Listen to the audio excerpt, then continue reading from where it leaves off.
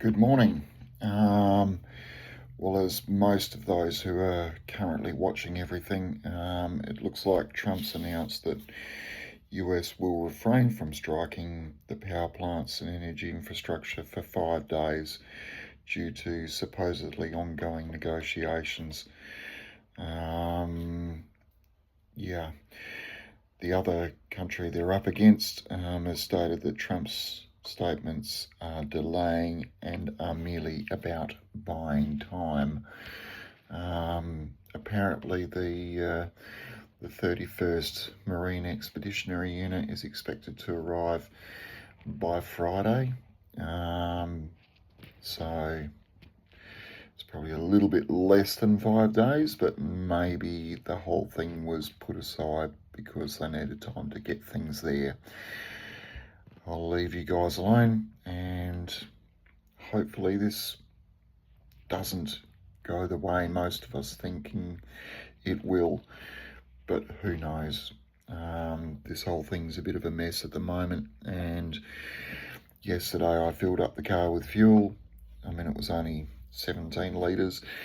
It was basically enough to sort of cover what I used when I went out bush and back, and a bit of running around, and it was $3.05 a litre, which is roughly, for the people in America, around about $11 a gallon, which seems crazy considering I'm seeing pricing from over there around $5.36 a gallon, and some places a little bit more. I believe California is a little bit more, but they tend to be that way.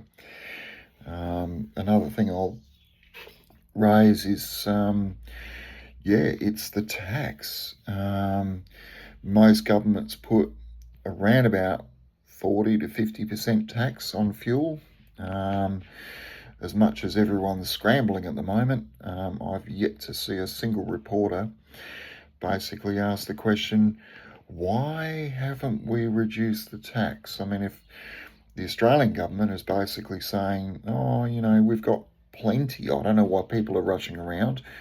I watched a video this morning where some commentators were, in Australia that is, were saying, maybe the reason people are running around looking for fuel is because they're trying to get it as cheap as they can.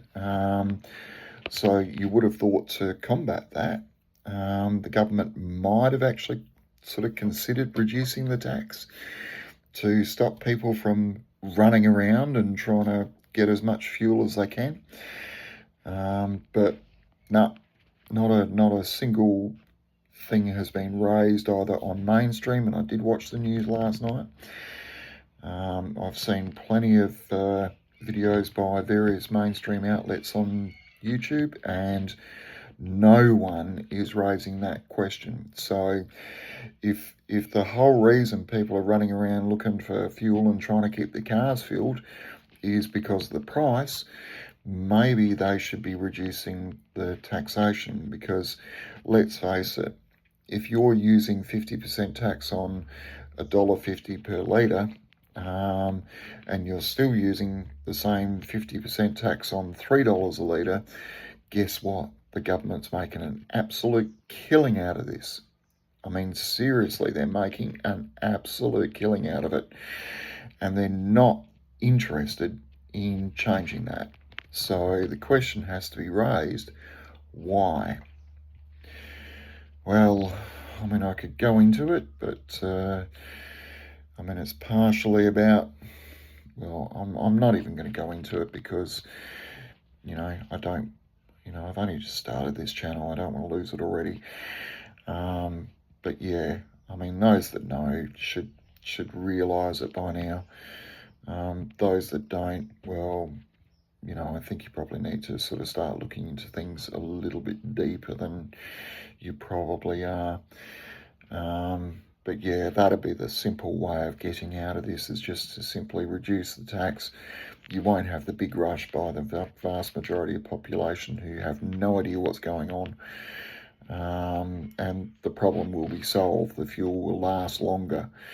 But as it is, if it keeps going the way it's going, and clearly the government just aren't interested in changing the issues we're having. So we're going to end up with fuel rationing, and I'm pretty sure that's what they want.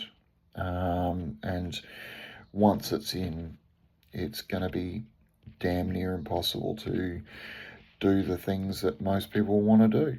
I think we'll go back to working from home, which I've said before, and yeah, so I'll leave it there.